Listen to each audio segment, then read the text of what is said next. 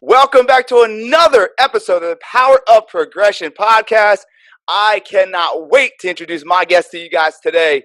His name is Eric Thomas. I'm sure you've heard of him before. He is a critically acclaimed author, world-renowned speaker, educator, and pastor. He is known as E.T. the hip-hop preacher. He has taken the world by storm with his creative style and high-energy messages. His words continue to impact tens of millions of people across the planet. And most of you probably know him by his famous quote, "When you want to succeed as bad as you want to breathe, then you'll be successful." But look, guys, it didn't come easy. Coming from humble beginnings of being homeless, eating out of garbage cans, issues with his education, struggling with his own identity, and no real clear direction of where he was going. And not to mention, he didn't even know who he was in that moment. But he turned it all around, and it started with his GED. That turned into his PhD. That turned into his super successful consulting business. He has consulted so many companies that you guys know. I mean, think about it. Nike, GE, New Balance, AT&T, Under Armour, the list goes on and on. Not to mention the major universities and professional sports teams. He is the #1 public speaker in the game right now, in my opinion, due to his energy, vulnerability, and his willingness to help others get better today than they were yesterday. But we got a special treat for you guys today because it's not just E.T. here. We got his mother, Vanessa Thomas. And she has written her first book, and it is called The Secret Behind the Secrets to Success. She gives her vulnerable backstage look into her story, which actually led to Eric leaving the house, dropping out of high school, and starting on his path of desperation, exploration, and now success. The rawness of Eric's truth that laid bare in his book, The Secrets to Success, was hard to revisit. But after reading it, she knew in time she was going to have to respond, and that time has finally come. Because the secret behind the secrets to success answers every question, fills in every blank. And you thought you knew it all about E.T. She is here to tell you there's a little bit more that you need to find out. But first, we're going to get started with my man, E.T. What is going on, brother? How you doing? Oh, man, super duper excited. All right, hey, I normally say I have no complaints. I'm living my blessed life. But it's like 25, 26 degrees here in Michigan. So I'm ready to get back to the West Coast. Yeah. Ready to get back to the sun. Jay, how you feeling, Jay? You good?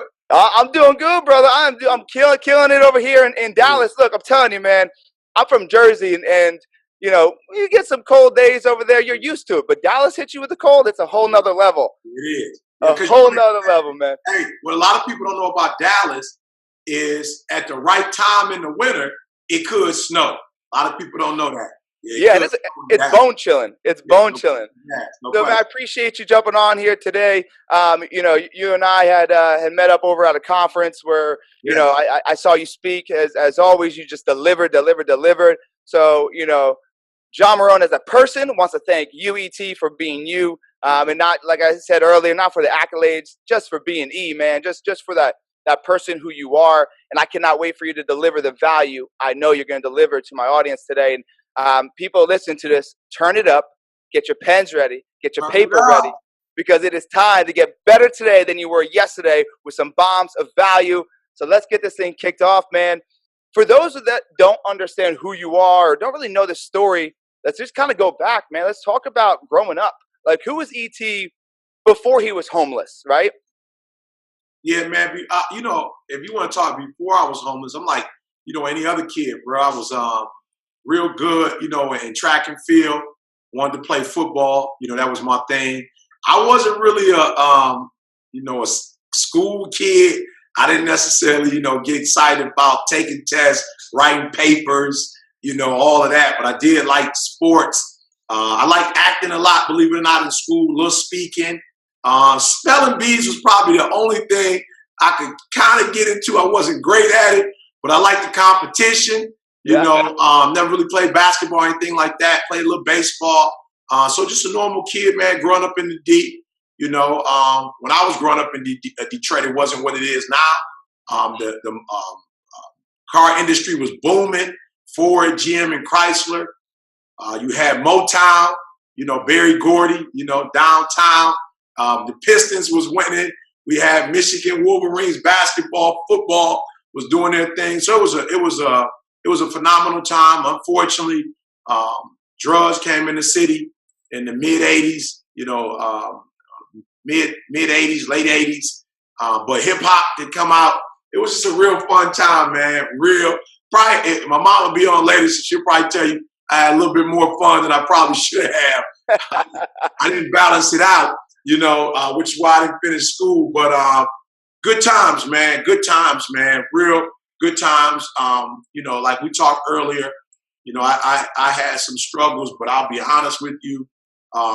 Being an adult and hearing other people's lives, a lot of the struggles we had was stuff that you could get over, things that you could manage. You know what I'm saying? So I didn't have some of the struggles that I hear other people talk about.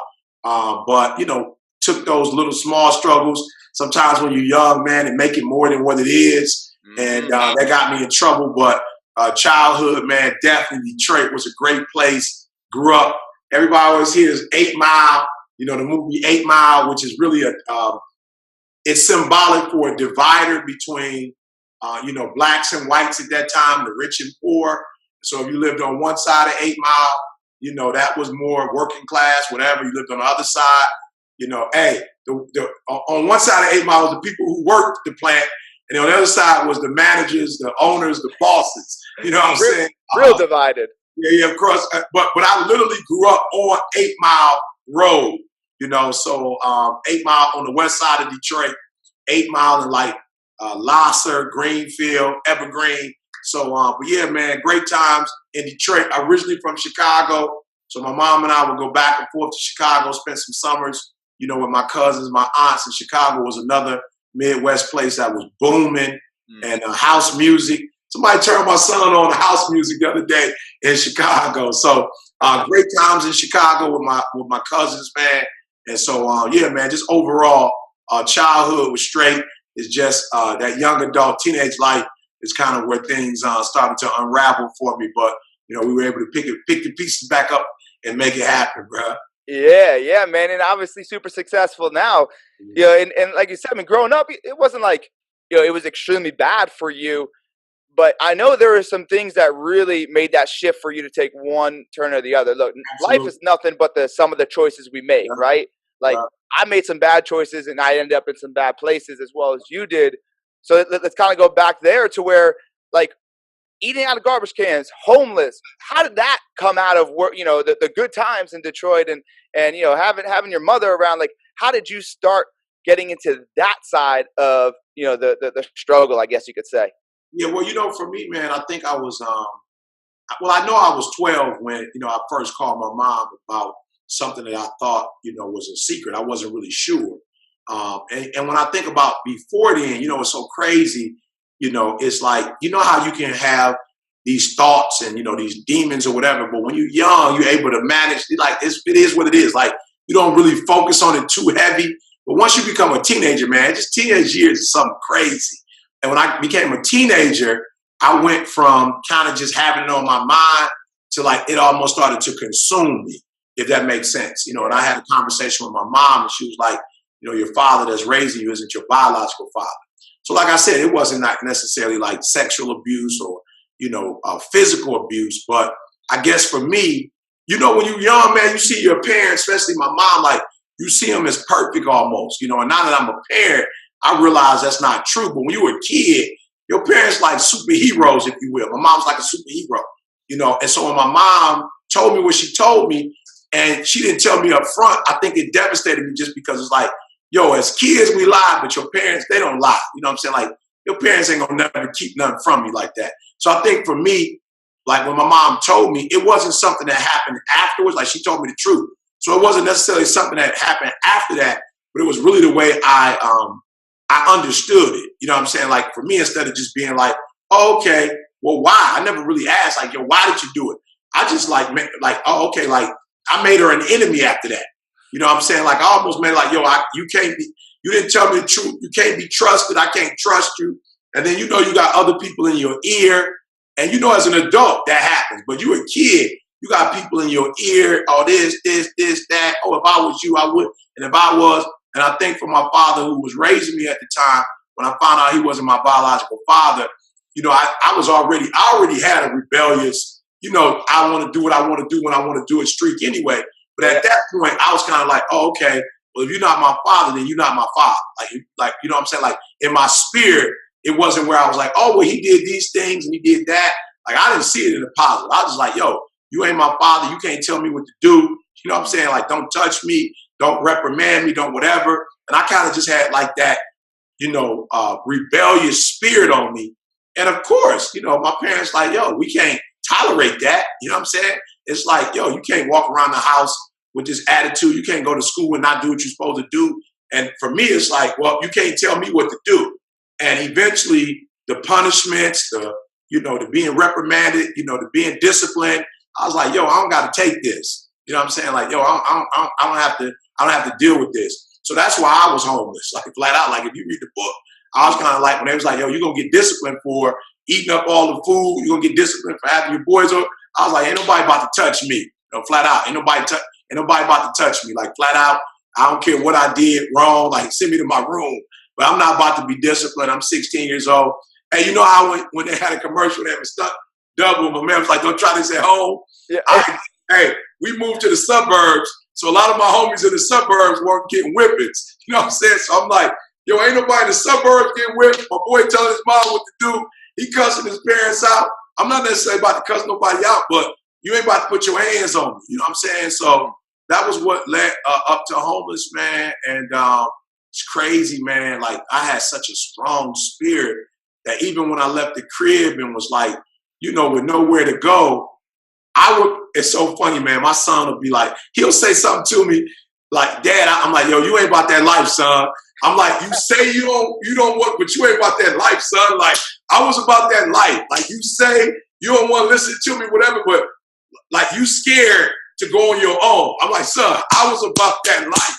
Like, as an adult, I laugh, but I'm sleeping outside, and I know if I humble myself, I can go back to the crib. But I'm like, I'm not about to humble myself. I'm not about to say I'm sorry. I'm not about to go back and have to deal with these rules and regulations. So I prefer, you know what I'm saying? Like, whatever I have to go through, I just want to be independent. I want to live by my rules, do what I want to do when I want to do it. And if I can't eat regularly, I'm cool with that. I would just prefer to just live life on my own terms, which is why I say I'm probably an entrepreneur today. You know what I'm saying? Because I'm just being real. I say it to my wife all the time. I'm not one of those guys that want to be nobody else's boss.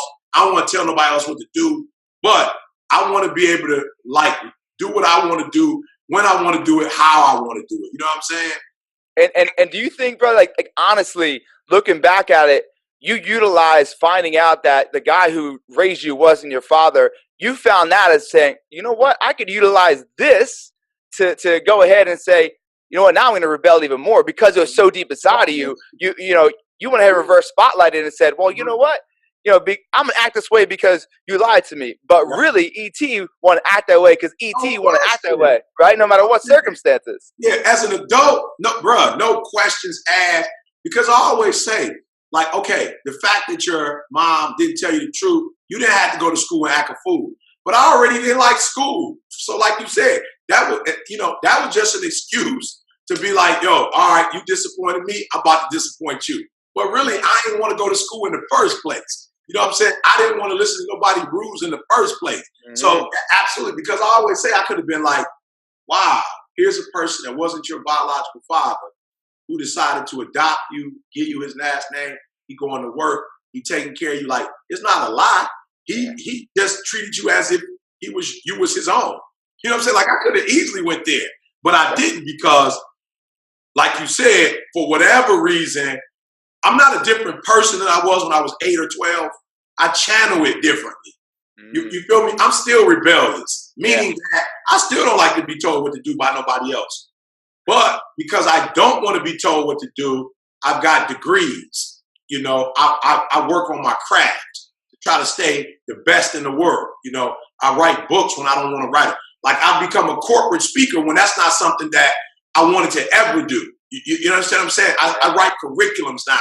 That's not something I've ever wanted to do. So when I was younger, I took my natural gifts and talents and was destructive with them. As an adult, I got way more discipline. So I wouldn't say that I'm a different person. I've been changed. I never knew how to speak and I can speak now. I was never charismatic, but I'm charismatic now. I drank some hocus pocus and now all of a sudden I'm a leader. I've always been this dude. I was just very destructive, and like you said earlier, misled, what I'm saying, when I was younger. Bro, and it's so funny because you got all this energy. Yeah. And I think about when I was younger and people are like, man, John, how you have all this energy? And I'm like, man, I don't, I was trying to think of how I got it. And I realized that we were always born with this energy. Absolutely. The problem is as humans, right, we either put this energy towards negative things or towards positive things, but it's perspective. And let's kind of jump there for a second, because people that are listening, people that are watching, the biggest problem I'm seeing with people that are coming to me for help, and I'm sure are coming to you for help, is just the lens they see things through, right? Like their perspective. Absolutely. Like you looked at perspective one way and you made some bad decisions, and ultimately that could have led you to total complete destruction. And it's leading a lot of people that way because they're looking at a circumstance through the wrong lens. Absolutely. So what would you tell people right now of like, look, this is, if you see something bad happen to you, a negative effect, negative outcome, this is how I would tell you to go ahead and look at it through a different perspective. How can I do that, man? I would say go look again. You know what I'm saying? Like, go look again. I say, like, don't not look at it. Go look at it again. But this time when you look at it, look up. Like, look up. You know what I'm saying? Like, don't look down. Look up. Yes. Come from a different perspective. So now I'm able to see, okay, maybe my mom was trying to keep me from something. You know what I'm saying? Like, maybe in her mind, she really felt like what she was doing was the best thing for me. And it couldn't have been too bad. I mean, look where I am now. You know what I'm saying? I look at my father who raised me and was like, yo, I don't know if I could have raised somebody else's child. You know what I'm saying? Like, I have a love for my son. I don't even know if I can really pull that off. I don't really have people coming to my house like that where I'm trying to play father to kid. You know what I'm saying? Like, yo, the fact that he didn't tell me, but he gave me his last name, that's already saying that, like, yo, for real, I'm going all the way. I'm going all in. Because I can raise you and not give you my name. You understand what I'm saying? So whatever the parts that are unknown or could have been, wrong, or how the methods was wrong, the heart was pure. You know what I'm saying? The intent was right. Like, my mom wasn't trying to give me a father to hurt me. So go look again. And that's what I had to do. I had to look at my same situation in a different way. I had to look back and say, yo, E, why'd you go that route? All right, now let's go this route. And anytime you go the positive route, you look up, you take the high road, you're going to get the benefits of the high road. Anytime you look down and you take the low road, you're going to get the benefits and the consequences that come with taking it the wrong way. So I don't have time for negative no more, because I see when I go the negative route, I reap negative stuff. But when I go positive, I reap positive. And then number two, I had to ask myself, well, why is it that why is your perspective always about what externally? Like, why you always starting on the external? What happened to you? Why you never start with what you did and how you responded? So that's really the deeper question, E, is why did you respond the way you responded at 12? Why did you leave home at 16? Why couldn't you sit down and talk it out? Why does it always have to be your way or no way? Why is that, E? Like, let's think this through, E. Let's start from the inside. Let's do the inner work first. Let's not try to make other people change. Let's not try to make other people see it the way you see it. Like, let's go inside, E. What did you do wrong? Because you left home at 16 and you still got bad grades. You still got kicked out of school. Like, you ran your own life. You was running your own life and it was still screwed up. You know what I'm saying? So at what point do you stop saying, this person did this to me, or this person did that, he wrong, she wrong? And at what point do you look at yourself and say, yo, E, can you bet on you? Can you count on you? Like, okay, I know you felt like your mom owe you this, your biological father owe you this, but what do you owe you? Like, what do you owe you, E? What do you owe it to you to get up in the morning and handle your business? Do you owe it to you to go to school or get a trade or become number one at what you do because you put so much energy? Like, what do you owe you? You keep saying what your mom didn't do. You can't make her do nothing. What didn't you do, E? What have you not done? And so I don't focus on the external no more, bro. It's all it's an inside job now. We get ET tight, and it's an inside job. And when it's an inside job, and I look at the perspective the right way, I keep getting blessed. I'm on your show today. I keep getting blessed. My mom about to do this show. Like today is our first day of doing podcasts. Like we've never done this together before. So it's like, yo, put all he wrong, she wrong, they wrong. What did he do? What did she do? What's going on? And ask yourself, am I looking at this the right way? Am I looking up? Am I taking the high road? Am I doing self-work, inner work? Or am I, because here, I just want to say this, Jay, as we move to the next topic, here's the deal. When you give the other person his fault, her fault, their fault, my boss' fault, my wife's fault, whatever, you give them the power when you do that. Mm-hmm. You give them the power. They got the power now because you made it their fault. You made them responsible for it. So it's their fault. They got all the power now. But when you make it an inside job, it's not saying that other people aren't involved, but you gain control when you say, yo, it's an inward job. It's something that I need to look at. And I just would rather be in control of my life than to give my life to somebody else so that I don't take the responsibility. And it hurts. It hurts to say, E, you're a liar. E, you're a procrastinator.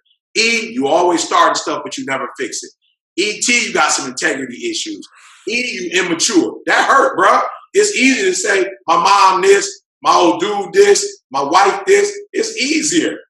It's painful when you have to look yourself in the mirror and say, bro, you don't follow through, bro.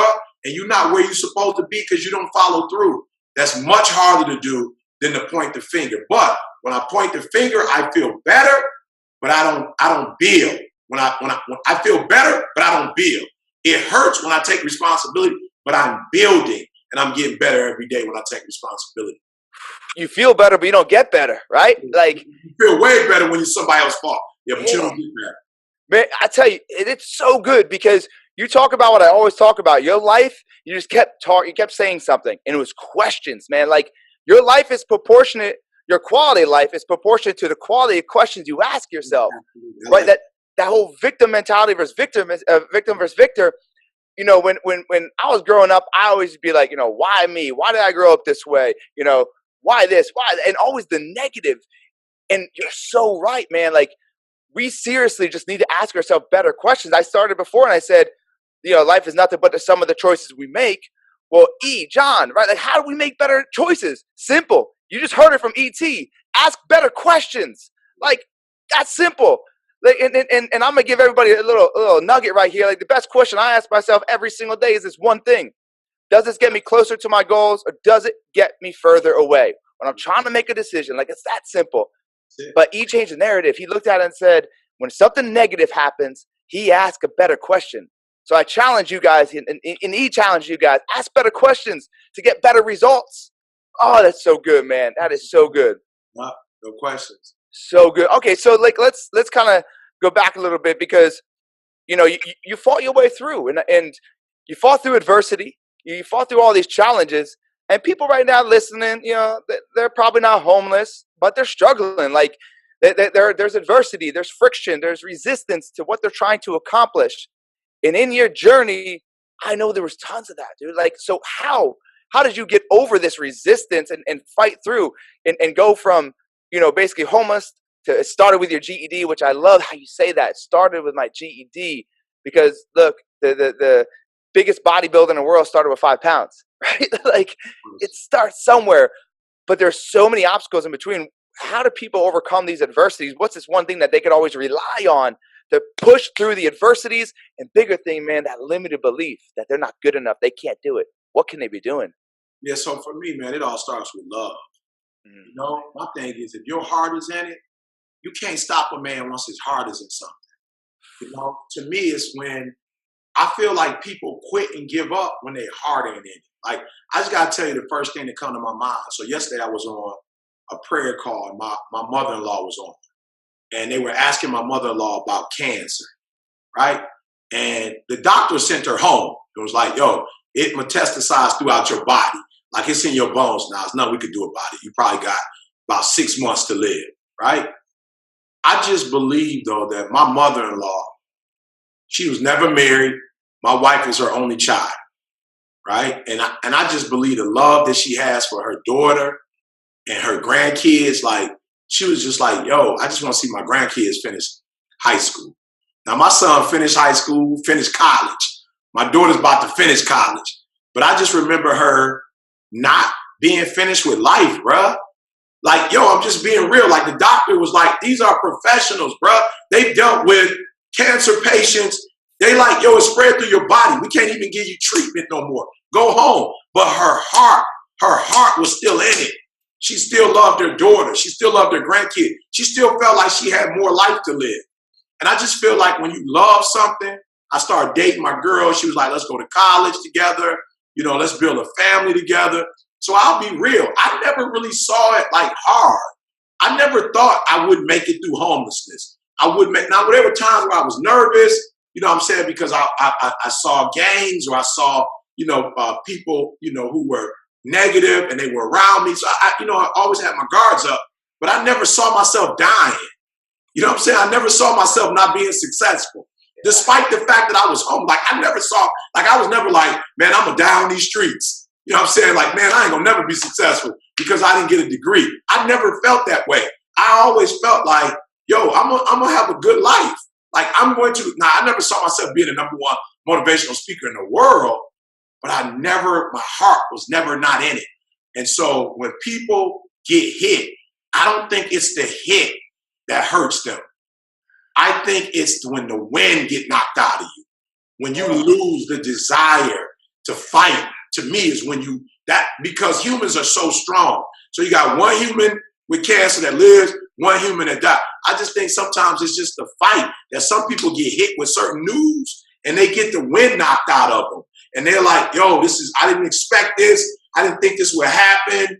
And so boom, every time I got hit, I just was like, yo, I'm not staying down. I'm like Buster Douglas. I'm going to get back. So I just think when you get knocked down and you see yourself knocked down, you stay down. But when you get knocked down and you're a champion, Muhammad Ali said the ground is nowhere for a champion. It's not the place for a champ. And so I just always felt like, yo, a college dropout, they kicked me out. I'm going to get back. I never thought I wouldn't graduate. The master's degree, the PhD was the hardest thing ever. It got rough at times, but I always saw myself marching at some point. So for me, man, I just think the key is that never get the wind knocked out of you. Everybody that get hit feel the pain. Everybody. Muhammad Ali, Frazier, Joe Louis. I mean, all the greats. Mike Tyson. Everybody feels the pain, bro, of life. But some of us get the wind knocked out of us. And some of us, we just don't get the wind knocked out of us. We like, I'm about to get back up and make this thing happen. Yeah. Oh, do not get the wind knocked out of you. But that's gold, right? But people listen to this. And, it's on that heart. And I remember you did a video about the Buster Douglas thing and talking about, his why, right? His why was so strong. It didn't matter what happened to him. But some people can't find that why. Like, it's hard for people. People message me every day. When I get off stages, people hit me up. They're like, I don't know what to do because I'm scared, because I know I'm about to get the wind knocked out of me and I don't have enough why. I don't have a big enough why to go ahead and get up and get off the canvas. How does one find that why? How did you find your why? Like, help my people, help my listeners, help my audience figure that out, please. Hey, when you wake up in the morning, just get your post here or get your post here. That's enough. Like, get your post right here and say, yo, I have the greatest gift known to mankind, and that's life. This is the greatest gift ever. Why? Because you can't go buy it. Because you can't produce it. Like, you might be able to have a child, but you can't produce, like, make yourself wake up. And then even with your child, you can't produce, like, you can't figure out if it's going to be a boy or a girl. You can't make certain things. So life is the most precious thing. Then I look at the lives around me and say that the quality of their life is based on the life that I live. So I think about my biological father. It's like, yo, bro, whatever, like, he got the wind knocked out of him. So whatever happened when I was born that made him say, like, yo, I can't muster up the strength. So when my mom was like, no, I don't want to deal with you no more, like, he didn't go, I got to fight through this. You know what I'm saying? Like, for whatever reason, he got the wind knocked out of him. And because he got the wind knocked out of him, his wind affected my life. So him not doing certain things, that affected my life. Because now he put the onus on my mom to have to say, okay, well, since I got him by myself, I got to make these decisions. So now she's making decisions that two people should be making. She's making them by herself. So what I had to say was, yo, I got to handle my business because I got to get a PhD so my son at least finishes college and makes his dream of sports happen that you can't make just happen in high school. So he ended up going to Michigan State, working for the men's basketball team, working for Coach Izzo, having that experience, Final Four, Elite Eights. His boys are in the league. He's helping his boy. You know, so my son would have never had this. My daughter, there's just certain things she wouldn't have had I quit. And so when you quit, you teach your kids to quit. You teach your spouse to quit. You teach your community, where you come from, the people look up to you. You teach them to quit. So for me, I wake up every day and realize I got life, but based on how I live my life will determine how much life my kids live. Like, you know, my mom's coming on next. My mom got a book because I wrote a book. Where my mom comes from, you only get one career. She about to get two careers. The one she did, you know, with Ford for 30 years, now however long she does this one, this her new career. So if E.T. handled his business, then everybody get to handle their business. There are things that my parents are living off of their own efforts, but then there's some stuff that they doing because of what I did. So if I quit and I give up, then they gonna give up. But if I go hard and go heavy, then they gonna go hard and they gonna go heavy. Man, as Tupac says, all eyes on me, right? Like all eyes on me. Yeah, all eyes on me. And guys, listen to what he just said. Like, if you can't find your why, you're gonna find it throughout, right? Like he found it through his son, he found it through his mother in times. But the big thing is realize the best gift in life you cannot buy. Right. So when you wake up in the morning and it's 5 o'clock, or as he wakes up at 3:30, which I'm gonna get into in a second, when you wake up and it's 5 o'clock and that little mental midget wants to put you in that chokehold to say go back to sleep, as we said before, you ask a better question. Is this getting me closer or further away from our goals? And say, it gets me closer if I wake up, feel that pulse and say, this is the best gift I could ever get, which is waking up and go crush the day. Man, such gold there. And real quick, I want to talk about community and people around you. Negativity, man, it's a disease. Like negativity will demolish any kind of success that you have. And that's, I think, a lot of people are struggling with. It's like, okay, stop watching the news. I'm done with that. Okay, maybe I turned off Facebook. I'm done with that. But I have my friends or my family that are just keep affecting me negatively, and it's draining on me. How would they set boundaries? How would they go ahead and separate themselves from that situation to no longer be affected by the negative things around them? Like, let's just say it's family, because obviously we're talking about that today. When there's a negative person in your family, you got to have self-communication with them. How do you make that separation so you're not affected by them and doesn't affect your future? Well, I'll just say this. I wouldn't drink poison. You feel me? Like, I just wouldn't grab a glass of poison and just hit it. Like, here goes some poison, drink it. And so what you do wrong is you think because it's people you love that you don't have to live by principle. So in the real world, if you don't stop at the red light, you're going to get crushed by a car 9 out of 10 times. So you don't do it, right? So what happens is because you think it's family, you all of a sudden you don't have to live by principle. You still got to live by principle. So if a family member is poison, you don't drink it. It is what it is. You don't drink it. Now, what's the worst that could happen is they get upset with you. Okay, cool. I don't mind you getting upset as long as I'm living my blessed life. I don't care that you're upset. Like, because my job is to take care of the life that I was given. I have to put the oxygen on myself before I can put the oxygen on you. So regardless if you like it or not, I got to take care of myself.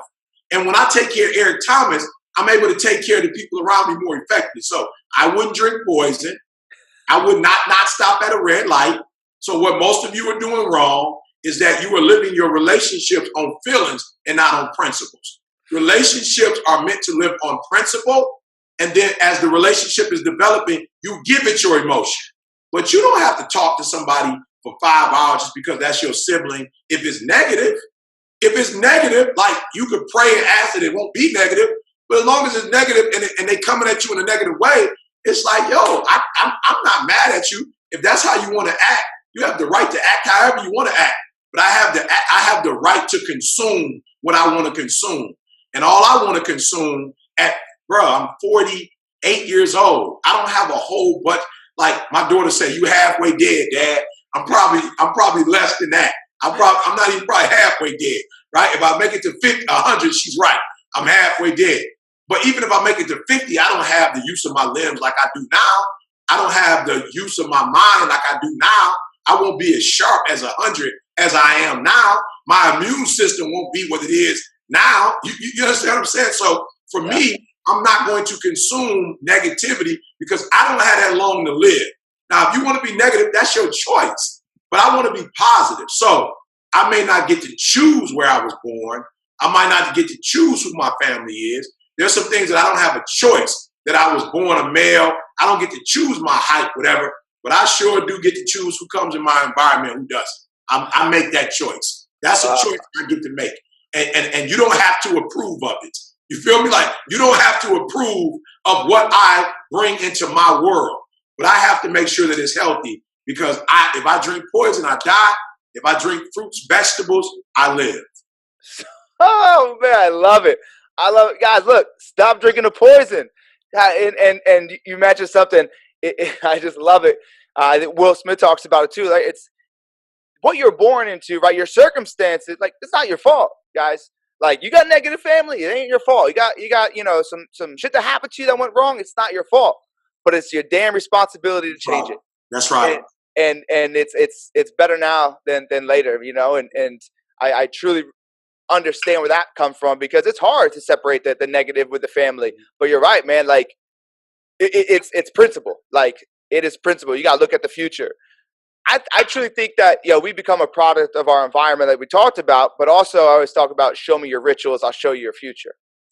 And I had mentioned earlier, you wake up at 3:30 in the morning, and I want to know, like, I think the most important 4 hours of our day, correct me if I'm wrong, but I think it's a 2 when we wake up and then a 2 before we go to sleep. I think those are the most empowering and the most important 4 hours. What does your 2 hours when you wake up look like? And what does the 2 hours before you go to sleep look like? Well, people ask me why I get up so early, because I can. You know what I'm saying? I live in America. You know what I'm saying? Like, I'm not in prison. Nobody tells me what time to wake up. So when my body wakes up, why put my body on punishment? Why put my body on punishment? Because the world say you're not supposed to get up until you're getting ready to go to work. So I get up at 3 o'clock in the morning because I can, because my body wants to, because my body ready to grind, my body's ready to work. So the first 2 hours are really dedicated. The first hours for self. Really, the first 2 hours is self. It's getting my mind right, my spirit right. It's getting my body right. And then the other part is practicing, so that whatever it is that I have to do, whether I have to gauge somebody in Spanish, English, I'm working on my English, I'm working on my Spanish, I'm working on my speaking, I'm working on getting myself to a charged, 100% charge, so that when I come in contact with you, I have energy for you, right? I'm going through what I did wrong the day before. What adjustments do I need to make in this particular day? Just really get myself charged, just like I charge my cell phone. Making sure I close all the programs that need to be closed, open the programs that need to be open, delete the stuff I ain't using no more. I just want to be at optimal use. So that's the first 2 hours. The last 2 hours is really, right now, my wife and I, because my kids are gone. So just making sure that I spend the last 2 hours with the person that I've chosen to be with for the rest of my life. Making sure that I hit my son, my daughter if I need to, any other loved ones if I need to at night. But making sure with my kids, they know that they're loved. If I don't wake up that next day, want to make sure that I at least have a message sent out to them. And then just getting my body, man, ready to chill and putting it in rest. Not just a physical rest, but an emotional rest. No phone calls. I don't want to do business. I don't really want to watch certain things on television. Just want to give my body a chance to like really go into hibernation, if you will, and refreshing itself and allowing my muscles and my tissues to like regenerate, the whole nine. So that's the first 2 is going at it. The last 2 is like, all right, give your body some time to recover, so that when you go back the next day, like, they don't play football games every day. It's kind of intense. You feel me? They don't play basketball games every day. It's kind of intense. They need time to recover. So I want to go hard at the beginning of the day. I want to give my body an opportunity to recover at the end of the day. Is that how you keep your energy up? Because people, like I said earlier, people always ask me, John, how do you keep your energy up? And, energy is contagious. Energy creates engagement. And when you're on stage speaking, when you're engaged and your audience is engaged, they retain more, right? And that's the goal here. It's not just to motivate, it's to give actionable things so people change their life. Like, we're not here, me and he aren't sitting here to talk to you so you get motivated, you go back out into the real world and, you forget everything, right? We're not trying to help you check a box off that you did something good today by listening to this podcast. We're trying to help you change your life for you, your family, in the future. So the energy you bring, man, is that how you keep it consistent throughout the day, through your speaking sessions? I have no energy after 8:30 at night. None. Yeah. I know that. You know what I'm saying? So I try to do everything that is my gift as early as I possibly can. Now, if I have to do something at night, I try to take a nap. But for the most part, bro, that's what I'm doing. I know how much energy I have. I know how to spend that energy. And man, just like Peyton Manning, maybe, or somebody like, what's his name? The Patriots. What's my guy? Tom Brady. Yeah. I'm trying to have that same control over my gift.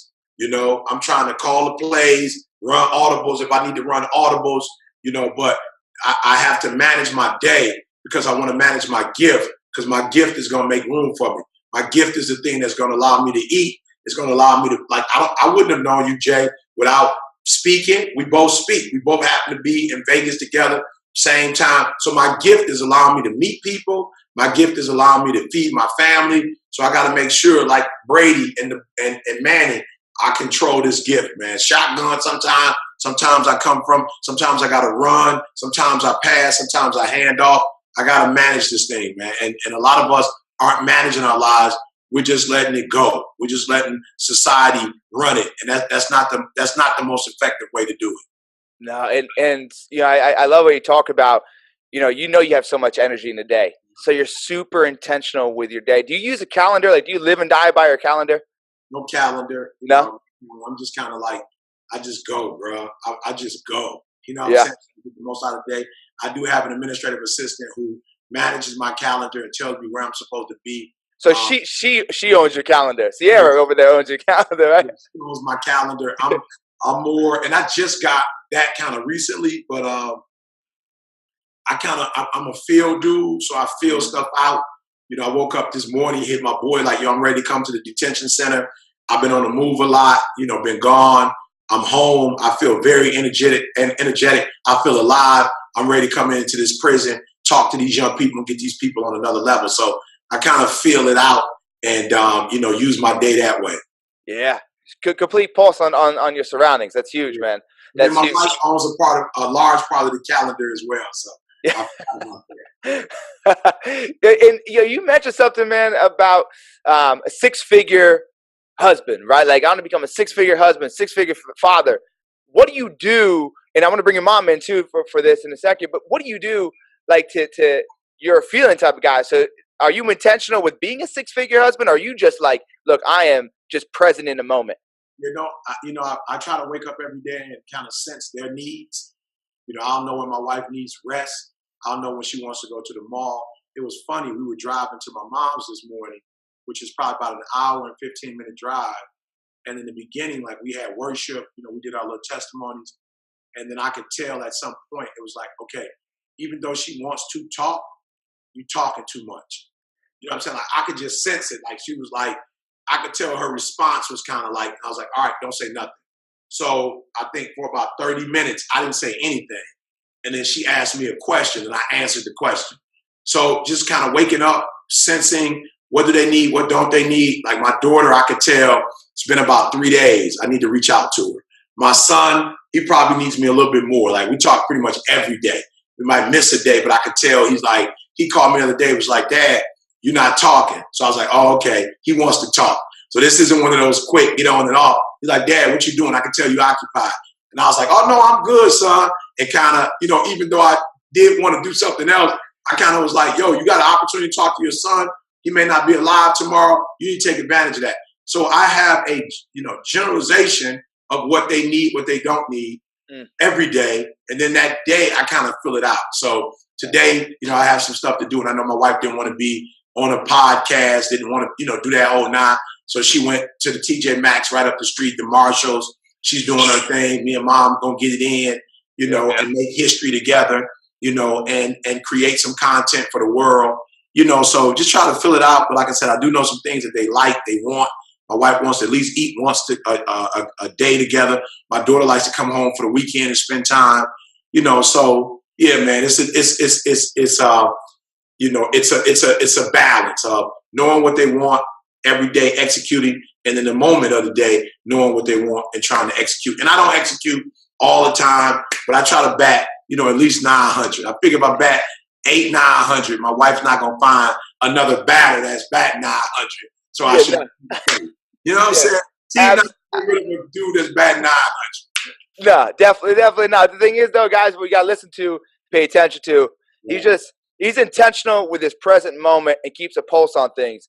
Because when he grinds with his eyes up. He ain't hustling with his eyes down. He's hustling with his eyes up to see the opportunity, not the opportunity just to make money, the opportunity to help somebody, the opportunity to see when somebody's hurting, somebody needs attention, somebody needs focus. So the biggest thing I want anybody listening and watching this to take away from is when you're grinding, when you're hustling, realize you got to do it with your eyes up, because there's things you're going to miss, man. Like if he doesn't do that, he goes 5 days without talking to his son. Like his son could make a bad decision in that time, right? And he's not grinding with his eyes up. So, and Jay, and that's spot on, because my son is still, mad mature in the last year as a professional, as a man. But still, if there's one thing he and I work on together, it is making good decisions, because he too feels. And sometimes when you feel, you don't always make, logical decisions. Whereas my daughter isn't necessarily a filler. So her decision making, she's the kid that's going to go to school. She's going to do her schoolwork before any party.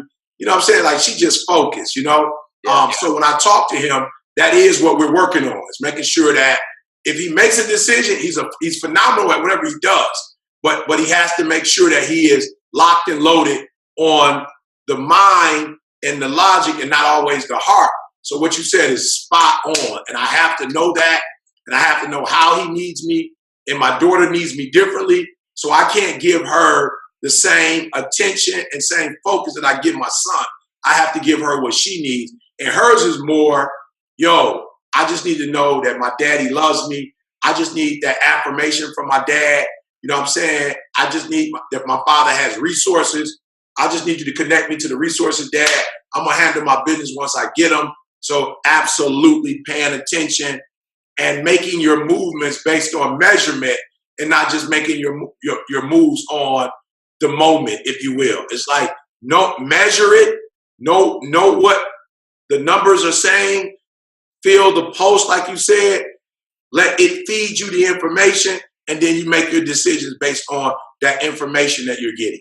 Yeah. And the old phrase, man, of treat people the way you want to be treated, I'm not a fan of that, right? Yeah. Because you got to treat people the way they want to be treated. Your son wants to be treated differently. Mom wants to be treated differently. So in order for us to get the best outcome, which is going to benefit them the most, guys, treat people the way they want to be treated. Absolutely. And now's the time, man, I'm super excited because I'm extremely honored to have this interview with you and Mama T, because, I know, coming from her side of it, there's a story behind it, right? There's a different side of it. And the reason why I know, let me just be honest and clear.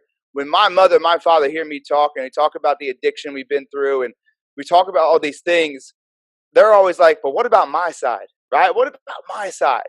And whether their side I think is foggy or not foggy, like, yeah, I get it. Like, then express your side, whoever that is. So for her to open up and be vulnerable is extremely, extremely huge. But for me to have the opportunity to have this exclusive interview with you guys, because this book needs to be read by every single person, man. And kind of, I want you just to introduce it, bro, because this is her passion project that's going to lead to so much more. So, the floor is your guys'. I mean, for sure, I want to bring her in, and I know she's in the house somewhere. But tell them a little bit about the book. Yep. Where's she at? Yep, she's here. Yep. I'm Mama T, right? You want to be called? Yes. Awesome. How you feeling today? Blessed. Good. We're excited to have you. This podcast is to help people be better today than they were yesterday, right? And you come from a different angle, Mama T. You come from the angle of, E came out and said a bunch of things, and it makes us feel a certain way when we hear sometimes the truth or the truth from somebody else's eyes, right? Maybe we didn't think of, man, that's how it affected them. So when we hear it, it hurts. And sometimes we could either, go ahead and recluse ourselves and put a shelter and look at that person totally different, or we could sit and think on it, right? We make choices, guys, of either default or choice. So when the circumstance happens, you either look at it as default, which is be angry, give up, be pissed, or by choice of thinking on it, walking it through your head, and then making a decision from there. And tell everybody, Mama T, about, a little bit about your story and why you decided to write this amazing book after, E wrote his book. Well, I wanted to make people understand there is more than one truth. It depends on the angle you look at something. If you are the recipient of certain things, and while Eric's story was totally the truth, it was a moment in time. Now, what I wanted to do was share with the reader my own life prior to Eric being born, our struggles, and then the struggles we had when he found out the truth about being adopted. But I wanted to share from a parent's perspective, number one. But the bigger part is that I just wanted to show people that when you can look at your part in what happened or have empathy for the person who's suffering, only then are you able to get through. That had I taken the blame game, and I did for a moment because I thought my intentions were honorable, but then I had to look at it from my son's perspective. So it doesn't change the truth of his book, but it gives a bigger picture of Eric at birth, me before he was born, the struggles, and how we overcame and what it took for us to get back in a healthy relationship. And I just love what you said about perspective, right? Like, you look at it through a different lens, and it took you a while, but you came back around. I really want to know when he came to you at 12 years old, and basically it said, "Look, Mom, like, tell me the truth. Is this really my father?" What did you think? Did you want to tell him? I need to know what was going through your head, if we can kind of go back to that moment, because that's a pivotal point, right? That was a pivotal point in your relationship, and kind of, his next 5, 10, 15 years. Ultimately, it led to what he is and who he is today. So yeah, we want to change anything.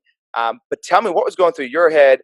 And the reason why I asked this is because I think when it comes out, whether it's husband, wife, whether it's friends, whether it's your mother, father, with the son, with the daughter, when somebody approaches somebody with a lie that has been told for so long, maybe something as big as that, and the person was lying only to help, how was your thought process in that? Because you weren't trying to harm him, but he's 12. How do you tell a kid that?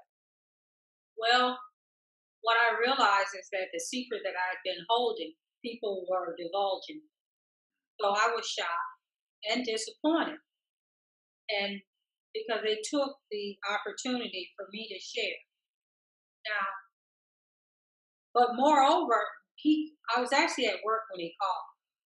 And I knew something was terribly wrong because I could hear it in his voice. And I think I came home. It was one of those things, I gotta leave work, I gotta go home. And I told the truth. It was we wouldn't have been able to make up had I lied again. Because I could have fixed it and said, oh no, they're lying, it's not true. Here's the birth certificate. But it would have damaged me ever having any credibility with Eric again for lying on something that big. And okay, and that's huge, because you came right out and said it, but you had 12 years to say something, right? Like, did you think throughout those 12 years, okay, now we should tell him, now we should tell him, or was it like, hey, we're not going to tell him, and we just lived that, and we never really brought it up? Well, when we moved from Chicago, Eric and I, when I got married, I did kind of look at life. I had a do-over. So some of the situation that was going on with his biological father wasn't involved, didn't want to be involved. It didn't make sense to me at the time because I couldn't have seen the collateral damage. It just didn't make sense to bring it up. Jesse was very adamant about being his father. He adopted him. He carries his name. We're all Thomases. So as much as I like that scenario, when you ask certain questions that are life altering, that's not the time to lie again. Yeah. And he made the decision in that moment to look at you through a different lens, right? And that's just the way it was. He looked at you, and we talked about it earlier of like, he did it probably because that's really what he wanted. He wanted to use you as an excuse to go and rebel and be crazy. Like, I've been there, I've done it. Many of us do it as adults too, right? Like, we try to find reasons to act the way we're acting. It's called reverse spotlighting. So like, we want to have, a good reason why we're acting out or why we're doing certain things. So at 12, he did that, and then he started acting out. Did you feel some kind of way? I want to kind of hear what you were thinking, what you were feeling over the next few years as he started rebelling a little bit more, a little bit more. Did you take ownership of it's my fault? Or like, how did that conversation go in your head and what you do? Well, we talked, and then at some point I could see that he wasn't coming around to my apology, and we sought counseling. That was one of the first things we did. And then Eric mentioned a little earlier about how the neighborhood was starting to change and the mindset of the kids. So we thought, well, we moved. And we moved to the suburbs. But what we didn't understand, me and my husband at the time, moving wasn't the answer. But we just couldn't get to the point of fixing it. So we were desperately trying anything we could in order to make it right by our son. So you try to use all these resources, and I love how you said moving didn't help, right? The phrase of the grass is greener on the other side, the grass is greener where you water it, right? And you guys were trying to water it, you just couldn't get enough water into that fertilizer for that grass to grow. So now he says, you know what? I don't need this. You're not going to punish me. I'm going to go off and I'm going to be a man, and I'm going to do my own thing. And what did you think at that moment? Did you think you were failed as a parent? Did you think, you know what, let him go fail and let him see what the real world's about? Where was your mindset at that point? Because there's moms listening to this right now that they're scared their son is going to leave because of their actions. And maybe their son has left or their daughter has left or rebelling, and they're taking this complete ownership, and it's suffering. It's making them almost worse than they were before because they're taking so much pain from the way their child is acting. So he ups and leaves. And what are your thoughts at that point? And did you take the ownership? Well, there's two ways to look at that. If you've been a good parent and it happens, you have pain because he left at an age that's not normal. Most kids leave at 18 or 19 going to college or moving out on their own. So there was some angst there. But I think what helped me was, I stopped listening to all the negativity from friends who said, you gave him everything, and Jesse was good to him. I don't blame you for being angry. I couldn't sort through what I was feeling because I was just getting too much feedback, but none of it was what I would call good advice. They were just want to be my partner in crime, if you will. Not say, hey, it was terrible what you did, you shouldn't have done. So I had to cut the noise in one respect and then look at what we did as parents and what I specifically did by comparison of the way I was raised. Then I'm not going to say I was at peace, but I felt that as a parent I had done my job best I could at this point by trying everything. So that's going to have a bearing on how you perceive this child even. And if you haven't done a good job, you have to own up to it like I did. Say, okay, I should have told you were adopted. Now, if a parent is saying, I shouldn't have been leaving you home since you were 10. But they got to own up because that's when the dialogue starts, the healthy dialogue. If you're in the wrong, you got to make the person understand you're offering your hand out, and where do we go from here? Ownership. You took ownership. I think that's the big thing. Let me ask you this. Do you feel any kind of regret? Like throughout the whole process of not telling him the way you reacted and acted throughout him growing up, is there anything that you regret, a decision that you made? I know everything happens for a reason type of thing, but is there something that you do regret that you wish you didn't do or you did differently? Well, I wish I had been more forthright with my words, but that Eric knew his parental grandparents and relatives. He just simply didn't know his father. I should have been more honest because I was so open with them having full access to Eric that I should have realized they would have said something. So if I have a regret, that's it. Yeah. In writing this book, did it bring out a lot of emotions? Were there tears involved? And during the self-reflection, was there ownership that you didn't take ownership in certain things until you started putting pen to paper? Yeah, I think that I was able to look at a lot of things and see the error. I should have done some things differently. But what I saw most of all was how many blessings we have, but when we focus on what's wrong, we can't see them. Mm. All of the things that the angels, I call them, that had came through my life since I got pregnant with my son, it made me remember them and just how fortunate I was to be a 17-year-old mother, raising my son alone. I left home at 17 as well, so there's some Similarities there, huh? something going on here. So yeah, the egg doesn't, or the acorn doesn't fall far from the tree, right? They Right. say. No, I left home pregnant at 17, not with the baby, still with him in my belly, trying to figure out what was I gonna do. And this book just shows you there's so many people out there to help you if you are not into this victim mentality. Because if you are, you can't see the help that's right there. That helped me and my son so many ways to be okay. And so that the writing shows you, even when it's terrible stuff, you fall down, but I got up. That we all fall down. We all fall down, but get up. And then sometimes people have to reflect on what they've been through more than they reflect on what happened. Yeah. There's victory on the other side. But it takes vulnerability, and I think people are scared to be vulnerable. So let's speak to that from your side of it, Mama T.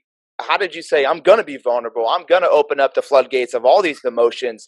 I'm going to open up the floodgates to all these things that happened in the past, good, bad, and different. The first step to success, I say, is get comfortable being uncomfortable, right? And you got to have vulnerability within it. So what would you tell somebody listening to tell them, look, this is why you need to become vulnerable, or this is how you open up to be more vulnerable so that you could have that growth and those goals that you want? For me, it was being one of 14 children. I was number 4, and it was just abject poverty. We lived in the city, but we weren't living much better than people that were in rural Mississippi. And so what I was able to do at a young age was say, I don't know what I want, but I know what I don't want.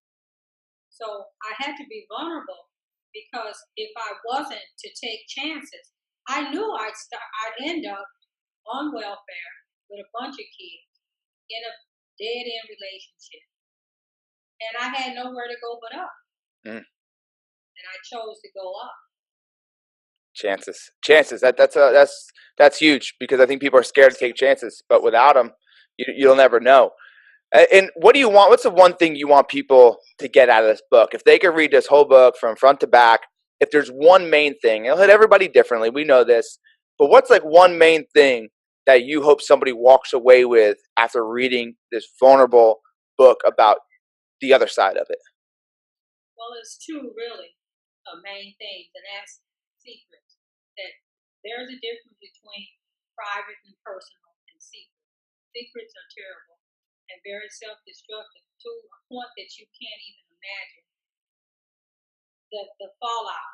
And sometimes it's never fixed or never exposed and rectified. But number 2, I should have gone to college, but I had a baby and I couldn't go. And my subtext in my book is the promise delayed, not denied. Because I went back to college at about 39, 40 years old and got a business degree. It's never too late to fix things and live your best life.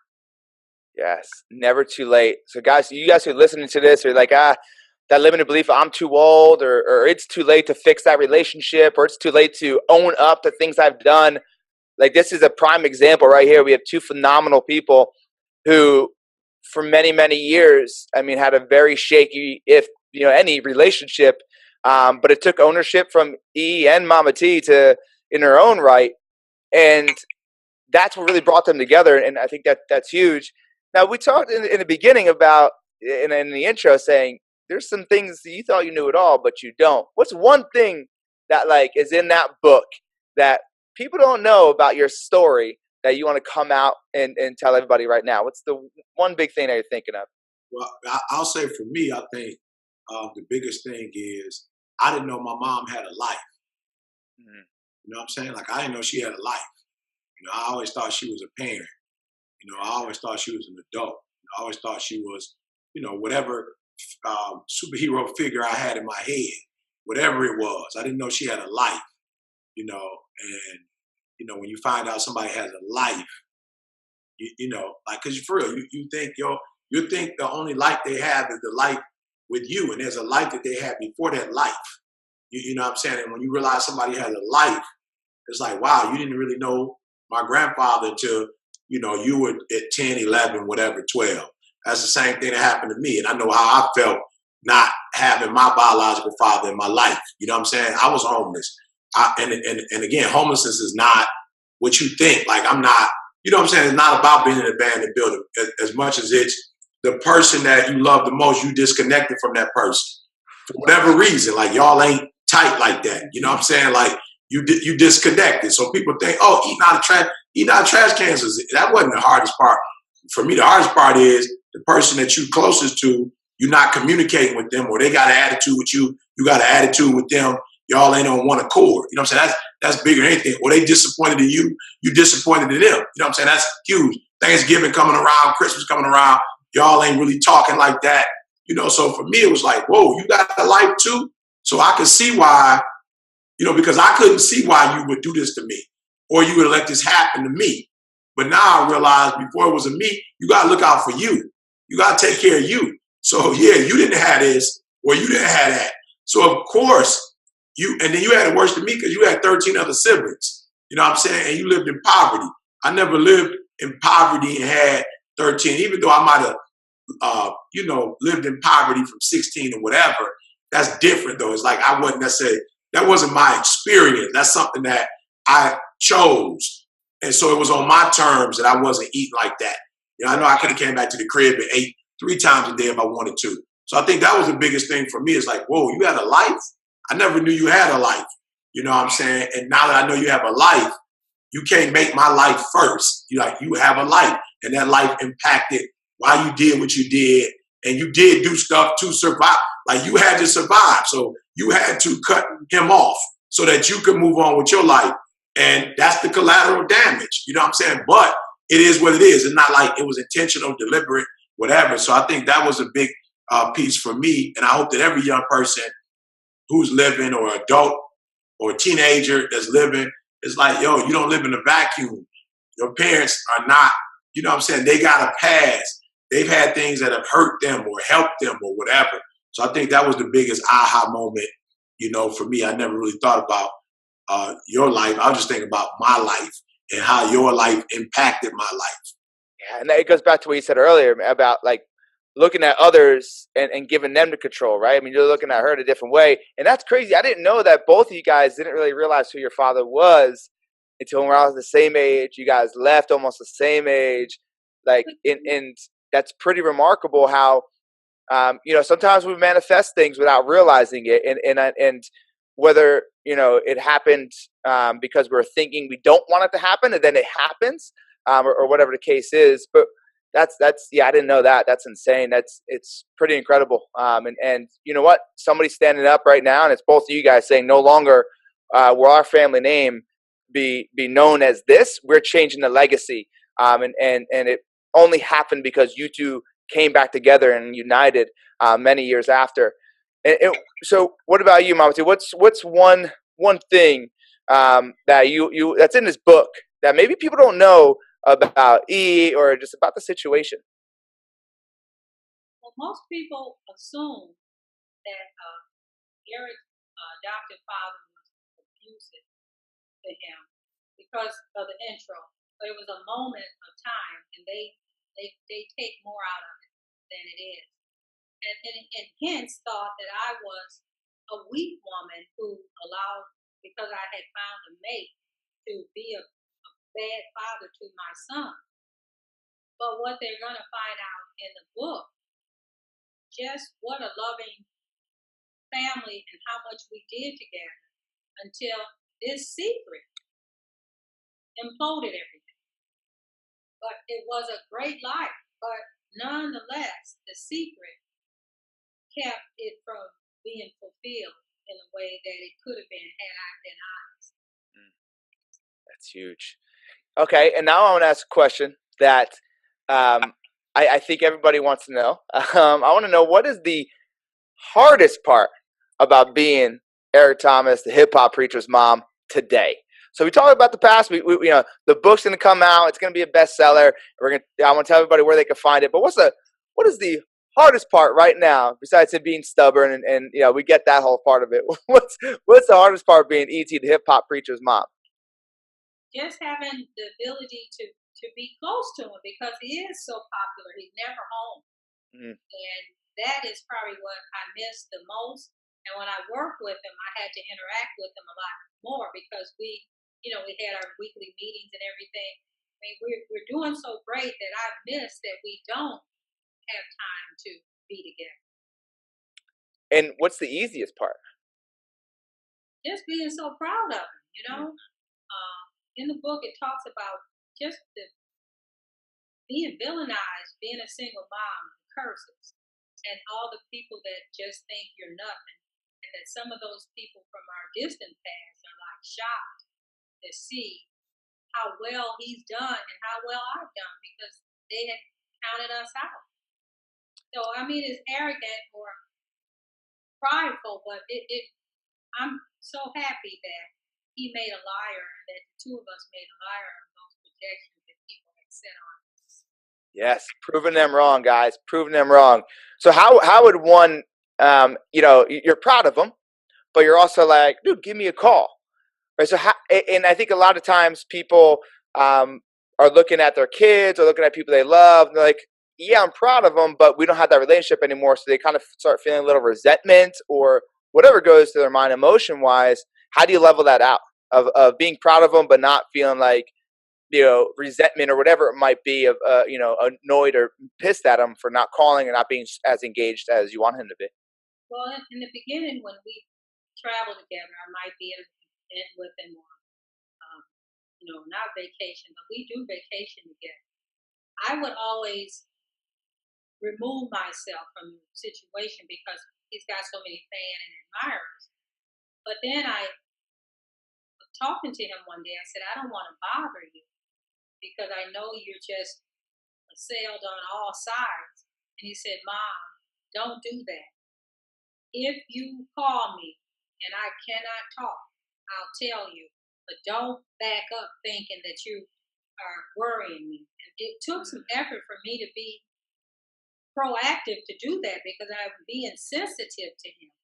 But then I was sad because I wasn't seeing him in a way that I wanted. So he said, no, I always have time, except when I can't do it right then, but I'll always call you back. And just learning to be open about my feelings helped keep me from saying, I never see him, he never has time. I can make the initiative. I don't always have to wait for him to call. Communication. I think that's what it boils down to. It's that communication of okay, like no matter what the situation is, if there's communication, we could solve whatever problem we're trying to solve. Before I jump into two last questions, I always end with, is there anything else about the book you want to tell everybody? And also I want to give you the platform to tell everybody where they can get it and everything. So this is kind of, just whatever one last thing you want to tell them about the book that they should be knowing, and then where they can go ahead and cop that book. Now go get it. That's the last thing I want to say. And I'm for real. You know, I'm not a financial dude. You know, I could have made way more money in this industry being one of the top, speakers in the world. You know what I'm saying? That's just not my gift. People are my gift, and pursuing people is my gift. So I like to believe I am a billionaire when it comes to pouring into people. You know what I'm saying? So I may not necessarily have $1 billion in the bank, but if you were to look at all the people whose lives I touched, I would be a billionaire, you know? But I want people to buy this book, who need it. So people whose relationships are broken, and you need to find like, man, we got a past. And that past is really hindering their present.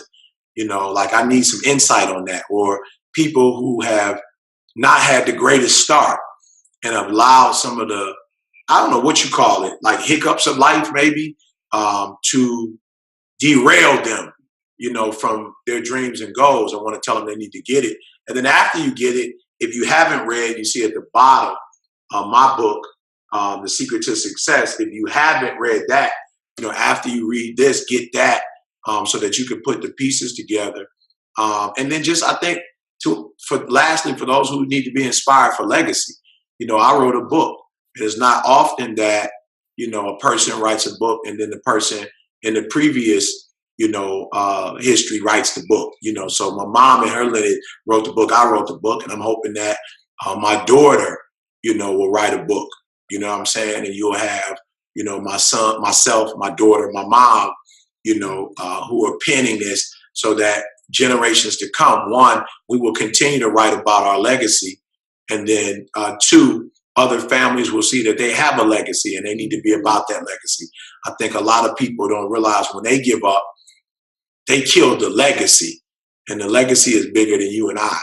And so our grandkids, if they don't know anything else about their family, they'll be able to pick up these two books. And while they're just glimpses of our life, they will at least, have some glimpse of what their family was like. They won't have to just ask a bunch of people. They'll be able to pick up the text, watch this video. You think about it, bro. 2-3 generations from now, they'll be able to go to this podcast and watch this podcast, and they may not know who their great grandparents are, but they'll be able to look at this and know who they are and see their face in their grandparents, hear their voice, their story, and they'll be able to connect with their, with their family through this podcast and through the book. So yeah, get it. If you meet that qualification, then it's a must read. Yeah. And where can I get it? Amazon, any other places? Right now, our website. Okay. ET's mom, what is it? No, it's Mama. Yeah. Moma Thomas. Yeah, Moma Thomas. .com. Yeah, .com is where they can go. Okay. Yep. And then of course you can always go to etinspires.com. We have a link on my main page, etinspires.com. But yeah, ET's mom is how you follow her on Instagram. And like I said, momathomas.com is where you can go for the book. Make sure you stop by. You're like, I didn't find it. etinspires.com. And of course, we'll send you the link so you can put the link up as well.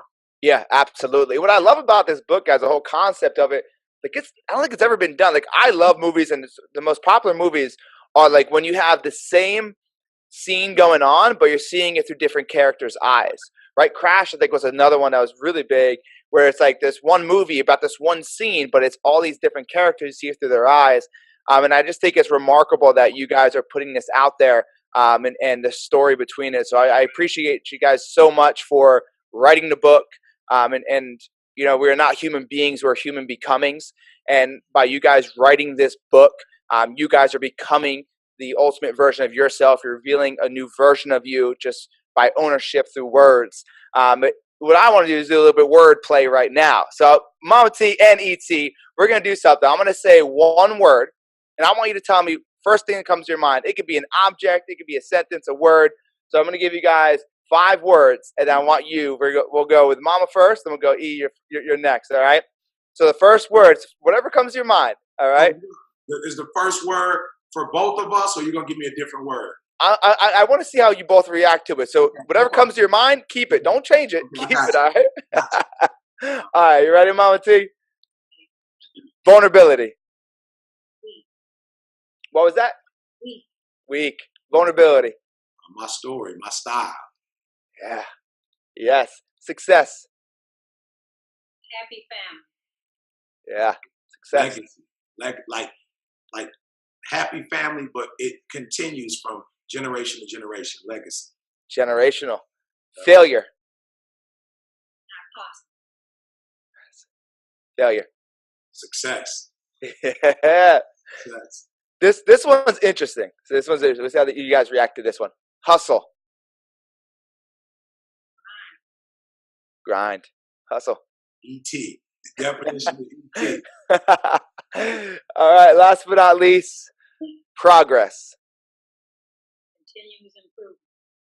Continuous improvement. Daily. Yes. And I love those questions, guys, or those words, because it gets me to go a little bit peek behind the scenes of where you guys are thinking, and kind of what you associate with words. So thank you for doing that. The last part of this show, it's, this whole show is based off of to help people be better today than they were yesterday, right? It's a power progression, like you said, daily. But there's a lot of information that we've been giving out on this show, and people get all the time. So what I need 3 things that people could take action on and implement immediately to go ahead and be better today than they were yesterday.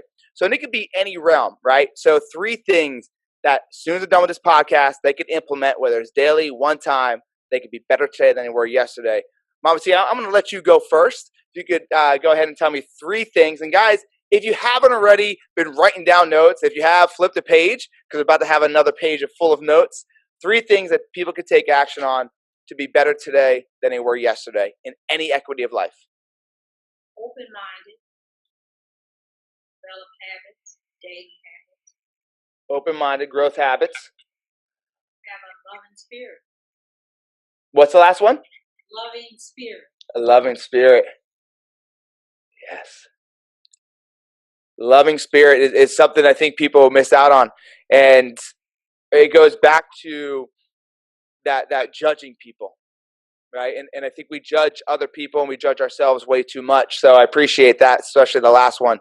We have to release judgment completely. And E, I think you did a video once about, write the contract to yourself, right? Like, write that contract to yourself that, you're going to go ahead and do what you say you're going to do. And that goes back to not judging you for the small mistakes you make. I love it. Okay, perfect. E, give me 3 things that people could implement immediately to be better today than they were yesterday. So the first thing you can do is actually use the content that you believe is important. So whatever you think is important, actually use that. So number 2 is sift through all the stuff. So like you listen to this podcast today, you're not going to be able to take everything we've said and utilize it. So 1, decide what needs to be utilized. Number 2, utilize it. And I think number 3 is give it to somebody that can hold you accountable, because we're human and we don't always do what we said we were going to do. So give it to somebody that can hold you first, that they can hold you responsible to what you said you were going to do, and then hold you accountable, meaning that if you don't do it, there's some consequences to it, because we generally don't do a thing because there's no consequences attached to it. So, for instance, I hate wearing my seatbelt, but after $220 tickets and my insurance going up, I started wearing my seatbelt. Because it's cheaper just to wear it than it is not to wear it. So those would be the 2 things that I suggest. Yeah, accountability. And when you get accountability, do you want somebody that can tell you what you want to hear, or do you want somebody to tell you what you need to hear? Yeah, well, that's not accountability. That's babysitting. Yeah. That's babysitting. And we don't want babysitters. That's expensive. And I don't know that it changes anything. But yeah, we want a bona fide coach. And some accountability partners need to be free of charge, but then you need to get some that you pay for. Yes. So that it has meaning. Some coaches, you need to pay for that. Yeah. Thank you guys so much. These 3 things, guys.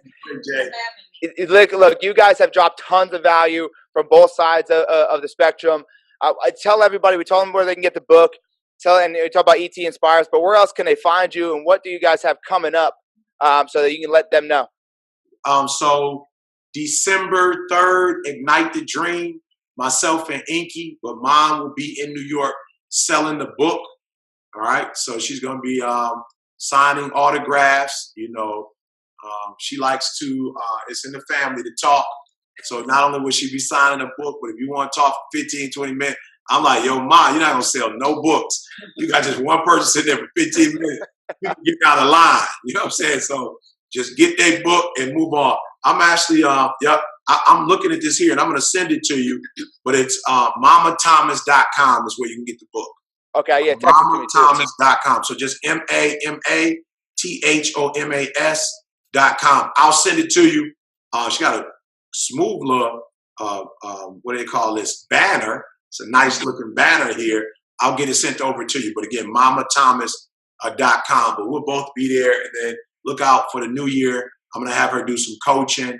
She's already got 2 speaking opportunities. And then we're going to try to add her into our parent curriculum with our school days, sitting down, talking to parents and getting parents involved in their kids' academic, careers. So that's what's coming up. And thank you so much, man. This has been phenomenal. Like I said, this is our first day ever doing a podcast. So this is a new day. This day will never happen again. Thank you for your energy. Thank you for your questions, the way you set this whole thing up. And like I said, our fans, when you send it to us, we'll put it up on our platform. My mom will put it on her platform, and we'll share this forever, man. I am in absolute gratitude for you guys as once again, as human beings, as businessmen and women, and really as value adding people. So guys, go follow them. Go get the book. Go get ET's book. Go get Mama T's book. Look out for all the things they have coming up in 2019. Make sure you go follow me at Real John Marone. And look, 3 things I need you to do. Number 1 is I need you to subscribe to this podcast. Number 2, write a review. Like if Mama T said something that touched you, or E said something that touched you, write a review about it. And then I want you to message them and tell them what it was that helped you, that aha. And then last but not least, don't be selfish. Share this thing out. Like share it out to somebody that could use this podcast to be better today than they were yesterday. E, I got one last thing for you, man. Like, what is one thing that you want to leave them? One last little, bomb of value that you want to leave the audience with? Yeah, you owe you, man. Don't ever hold somebody more responsible for your dream, your life, than you hold yourself responsible. Don't put it on your boss. That's your financial goal. Don't put that on your spouse. Don't put that on your kids. Don't send your kids to college and then to the pros so they can pay your bills. Like, that's your dream. That's your goal. Don't make it somebody else's responsibility. You owe it to yourself. You owe you to make your dreams and goals become a reality. That's not anybody else's responsibility. Yes, you owe you. And once again, thank you so much. Guys, this was the first interview with these 2 phenomenal human becomings, and I am so excited and grateful to have the opportunity. Like I said, go follow them. Guys, thank you so much, and for everything you guys do. But until next time, guys, make sure you guys keep creating the ultimate version of you.